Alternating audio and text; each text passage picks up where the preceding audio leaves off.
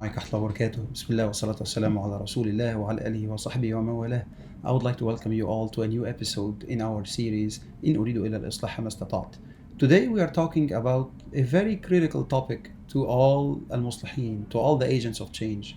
If you are seeking reform, then this topic that we will discuss today will be a life-changing weapon if you are able to use it correctly. What happens if I tell you that you have a guaranteed wish?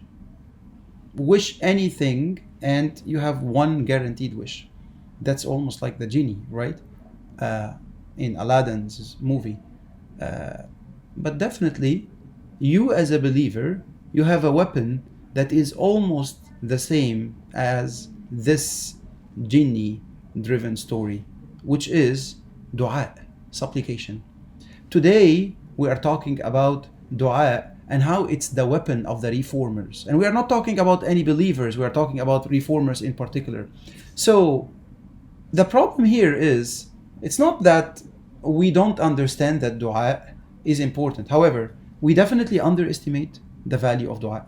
We definitely use it when we are only desperate, when we are in dire need for it.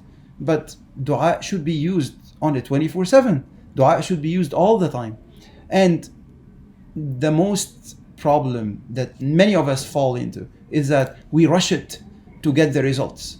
And if we don't get the results that we are searching for or we are asking for, then we just lose hope in Allah subhanahu wa ta'ala. And that's completely the opposite of what we are supposed to do. So today our topic is how we can leverage this supplication as a very, very strong weapon for the believer. So let's start. And actually we will have a proof from the Quran where Allah subhanahu wa ta'ala is saying, وَقَالَ رَبُّكُمُ ادْعُونِي أَسْتَجِبْ لَكُمْ. And your Lord says, call upon me and I will respond to you.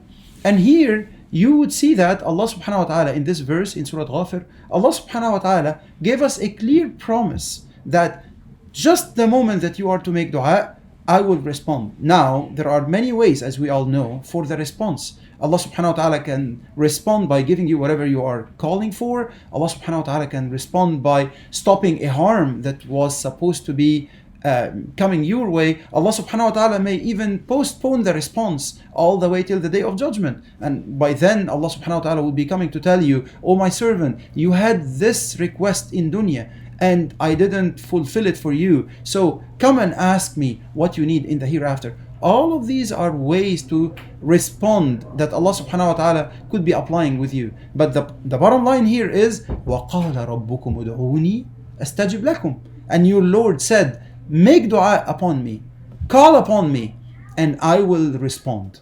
And this is a certain promise from Allah subhanahu wa ta'ala.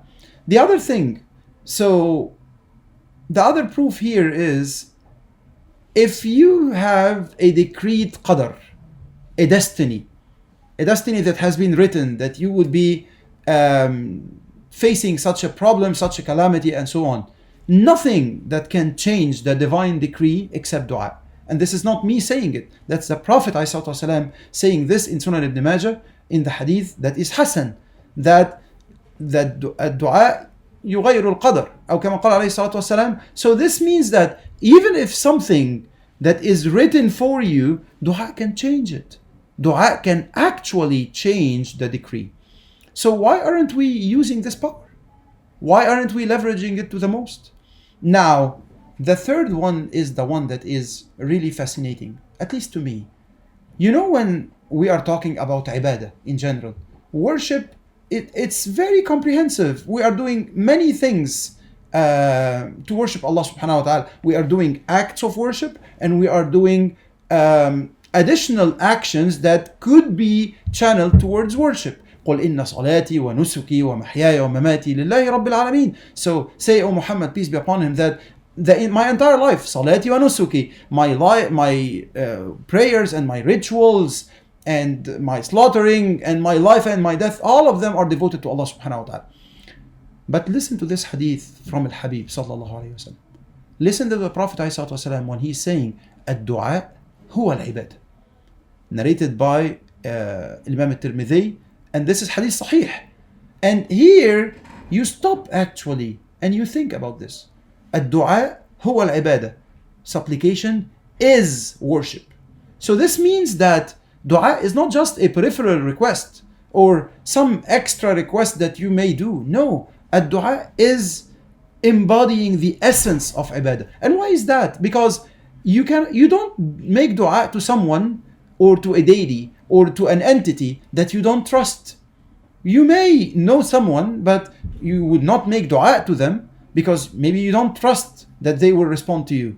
So that's why the Prophet ﷺ here is equating dua to ibadah, because at the end of the day, if you trust Allah subhanahu wa ta'ala, if you trust that He is Al-Qadir, He is the most powerful, He is the one who is capable of doing everything, He is Al-Muqaddir, He is the one that actually has all the matters of this life in His hands, then He is the one who can fulfill your request. He is the one who can change any decree for you.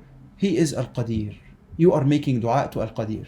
So that's why, if you look at the life of the reformers, look at the Prophet ﷺ, and we are about to commemorate the Battle of Badr in Ramadan. So look at the night of the Battle of Badr, the night before the Battle of Badr, where the Prophet ﷺ raised his hands, asking Allah subhanahu wa ta'ala, "Oh Allah, if this group is going to be defeated, then you will not be worshipped anymore, oh Allah." And he was weeping, and he was stressing on the dua, and he was insisting on Allah subhanahu wa ta'ala. And that's the actual attitude.